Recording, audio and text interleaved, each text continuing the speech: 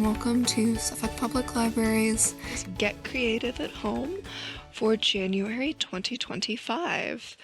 Today we're going to be working on a very fun project. It is something that I have kind of recently learned, and I'm kind of excited to get to share it with you. We're going to be doing a little bit of bookbinding today, and we're going to be doing a pretty simple version of bookbinding. We don't need to worry about covers or anything. This is just going to be a flexible notebook that we end up with. Mine's probably going to be a notebook, but it depends on what you want to do. You can make it whatever works for you. Notebook, sketchbook, journal, planner for the year, whatever works best.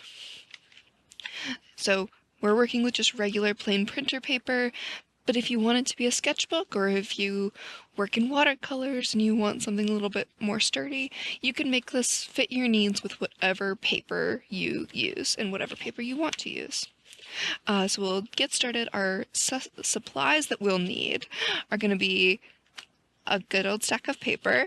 We're going to be using thread. I'm using this one that's a little bit thicker and darker, just so that you guys can see it a little bit easier. This is thicker than I would recommend using, mostly just because it is a pain to thread the needle. So I'm using this needle.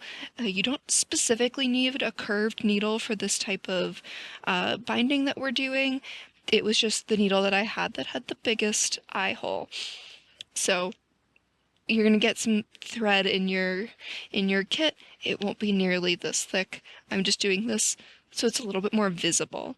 And then I'll be using this all here today. It's just a pointy, sharp stick. Most of them are made of metal, but in your kits, you'll get one that is wooden so that it's a little less dangerous. If you happen to have something around, or even just a really sturdy needle, that would work if you would prefer that. We're just going to be preparing a few holes, and we'll get through to the process in just a bit. But it's a pretty easy setup. It's a pretty small number of supplies that we'll need. The only other thing that I might recommend is a ruler and a pencil. We'll get to that in a second. That's something that's pretty easy to have around. So let's go ahead and get started.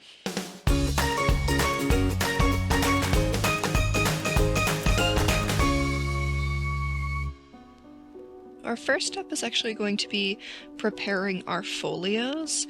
Our folios are just going to be the different folded sheets that comprise the booklet.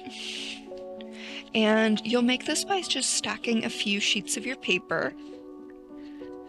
I'm going to go with 3, but you can do up to 5 if you really want it to be a little bit thicker. I wouldn't do too many more than that. If you want it to be a really thick booklet, then you would just add more folios. So I'm just going to do 3 here, and then I'm folding it over. And you really do want to try and get this as exact as possible. And folding your paper. Now, if you're going for something that's a little bit looser, or, you want to do a deckled edge at the end, which is just the ripped look edge, you can be a little bit more flexible with how exact you are, but it's easiest to just have your sheets and your folios, your sheets in your folio lined up as easily and as sharply as possible.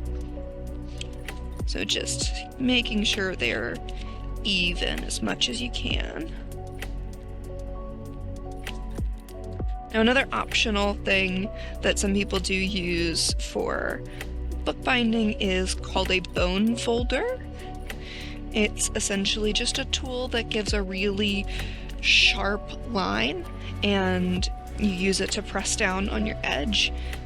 For what we're doing, we don't specifically need it. It's really mostly helpful when you're going to stack a ton of different folios, because you can see if they're not completely flat, they start to curve a little bit and stack, not entirely flat. What we're doing today, it's not going to matter, but that is something you can explore. What I tend to do when I'm just looking for a crisp fold, then I don't have a bone folder, because I almost never do, is I just use my thumbnail and really apply pressure. it gives me a pretty crisp fold without needing another tool for it.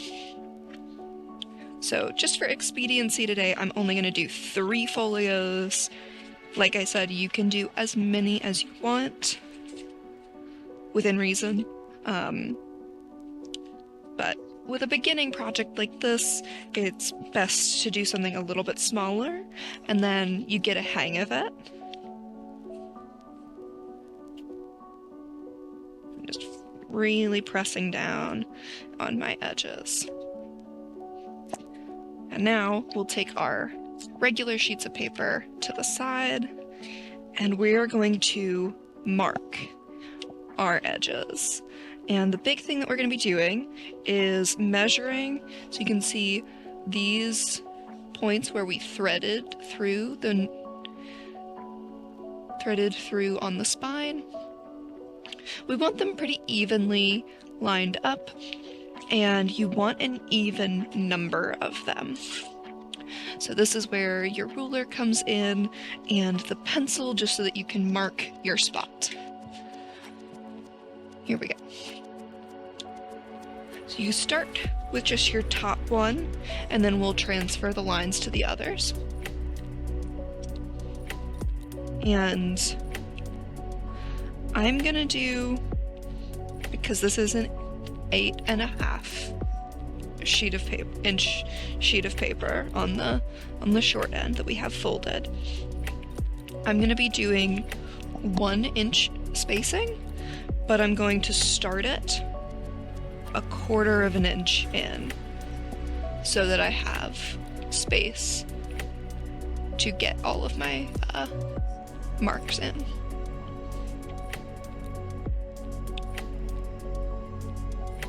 So just 1/4 of an inch, and then moving an inch down. If it makes it easier for you, you can just adjust your ruler to line up with your first mark, and then you can just go on with your 1 inch markings. That way you don't have to do the extra math of adding on everything that you need. So we have 1, 2, 3, 4, 5, 6, 9. This is going to be 9 marks, actually, which is going to work fine. We'll just have a little bit of we might need to repeat a couple of spots. But we'll probably need to be making extra loops anyway. So, like I said, it's up to you. I did just one every inch. You can make it looser bound and skip it and just do 1 every 1.5 inches or 1 every 2 inches. You can stagger them and have a couple very close to each other and a couple very close to each other down here, and then a gap in between. It's entirely up to you. I'm just doing a pretty simple 1 inch spacing. And then what you're going to do is simply line up your other folios.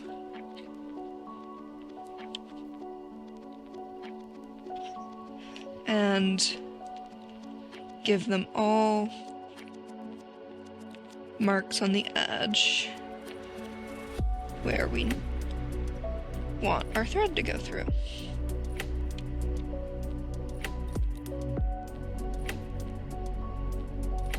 There we go. And now that we have our dots along the spines of each of our folios, we are going to spread them. And this is where we're going to get our awl. And the big thing is we'll want to make sure that our pages stay lined up, stay flat. And then, like I said, I'm using this one. You're going to be getting a wooden one in your kits. Up to you, whatever you have that works.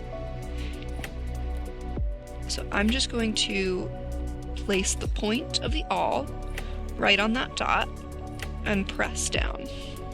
The big thing that we're doing with this is, if you're familiar with carpentry, we're basically making pilot holes, but we're creating the holes so that we have a guide point for our needle to go through.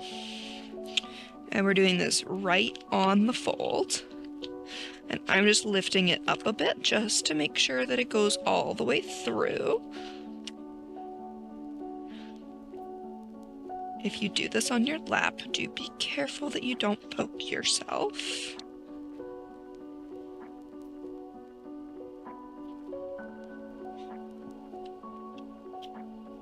So the big thing, we want to make sure that we have dots all the way down the center. And then we'll fold it up and set it to the side. And we're gonna unfold. And we're gonna repeat this process with each of our folios. And now we'll get started actually sewing our pieces together. You're gonna start with just 2 of your folios. Set one of them aside, or however many that you have remaining, because we're going to be doing this essentially sewing 2 of them together at a time and then moving on to add more. We want to be adding them and stacking them in the order that we originally stacked them, that we marked them, we scored them. It just helps it all stick together a little bit more, especially if you have an uneven pattern of your stitches on your binding. It really helps you keep it in track. So we're just going to set one aside for now, and we'll get started with these 2 guys. So, with your needle that you've threaded, we are going to start from the inside of the bottom folio. And first, you can just push it out. If you, pardon my extremely thick thread. And then I find it easier to push it through, mostly because of how thick this thread is.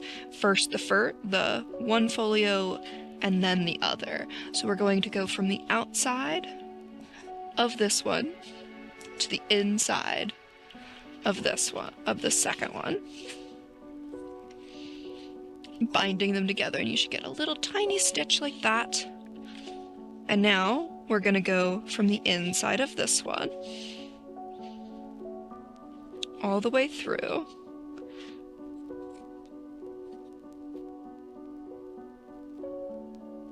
If you want your binding really, really tight, you can make it pretty tight. You can get binder clips or some kind of press to hold your folios together as you're doing the sewing. I would say that's the most helpful, especially if you have really thick thread like this. It's going to be the most helpful for you. And in just keeping them from like doing this, what they're doing on me is like sliding around. I'm letting them kind of slide just because the thread is pretty thick and I want to be able to flip around and show you the different pieces of it. But we're going to pull enough thread that we're going to have to be able to go up and down our folio length a couple of times, just so that we know that we have enough thread. And then I'm going to secure on the inside of this top stitch. Again, we'll make sure that they're nice and lined up. And then we're just going to do a knot here. And we'll hold it pretty steady. And we'll just trim it off.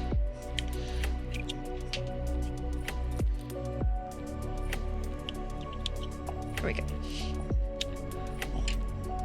That way we're secure here, and then we're going to keep going through. So once we've made it through one side, we're going back through both folios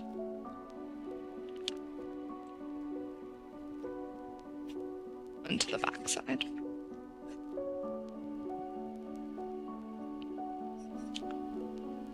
So remember, this is inside of what your folio is. This is a single sheet of paper that I have going across here.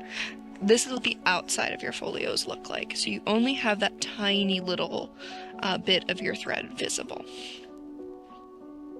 And then you just go back and forth.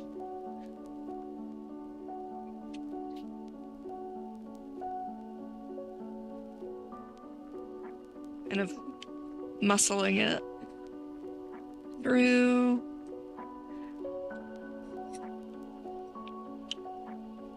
And making sure that we actually are going through our little pilot holes and not making new holes in either of our folios. So you're going to keep doing that up until the end, and then once you're at the end, you're going to fold your folio back in half, add your last folio onto here, and attach it the same way. Alright, so here we are, we're at the last bottom stitch of stitching our first two folios together, and you can see this is what it looks like on the inside of each of the folios when we fold the sheets over. This is what the spine looks like on the outside. So just a few neat little stitches. And now it's going to be time to add our last folio. If you want to make something that's a little bit thicker, you want to add more folios, absolutely fine. You're just going to repeat this process. But what we're going to be doing is we'll line it up with the side over here. And since we're at the bottom, since we have an odd number of stitches, we're just going to come up one, and we'll secure this bottom, and then it'll just be doubled over a little bit. The big thing you want to try to avoid is punching through your thread. So for that reason, I'm going to be very careful here and really try to also keep my thread from tangling on me and knotting up. So you'll get this. And now we are going to match it up to that second from the bottom here, just to keep it aligned. And so, because we didn't quite get the bottom lined up, if you have 8 stitches or an even number of stitches, you'll be able to go straight from this down your line.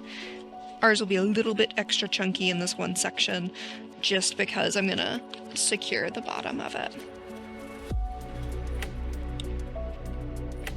This poor hole. All right, so there we are. We've got our first bottom stitch down. I'm actually going to skip up to here rather than placing another stitch down here. I'm going to skip up to this one to come through so that we can continue our running stitch through the through the second folio. It wants to pop through. Alright, yeah, so this is something that you can be aware of, especially with the curved needle. It's, I think, a little easier for it to happen, is that it accidentally curves and is in a little bit of an unpredictable spot, and you end up making an extra little hole. Like I said, for what we're doing today, pretty low stakes. You can just back out of that and make sure that you guide it through to the correct spot.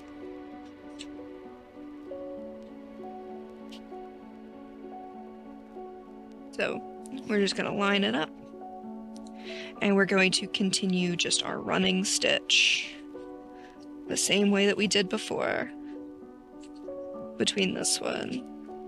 And for some reason the needle is really fighting me on this one. This is why I say the curved needle isn't always easier. But if you have an even number of folios, you might just see that your stitching matches these gaps. It really doesn't matter which one you do. It's entirely aesthetic. The big thing is just that all of your folios are sewn together. That's the big thing that you need to have happen. I'm going to finish this one and then I'll show you how we're going to finish it off. Here we are. All of our folios are stitched together. This is the spread apart center of the final folio, and we are just going to finish this the same way that we started it, by just looping underneath our first stitch and tying it off, making a knot. And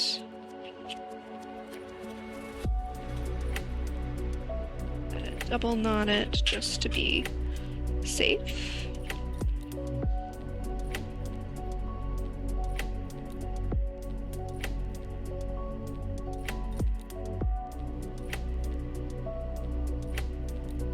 And trim it off. And fold everything so that you've got all of your centers actually in the center. And there you are. Here is your notebook. You can see as you flip through, you have your center stitches. Yours will lay a bit flatter than mine, just because it is not as chunky of a thread. But thank you all so much for joining me. I hope to see you guys next time, and can't wait for what you guys make with this. So, Happy New Year and happy creating. We'll see you next time. Bye-bye.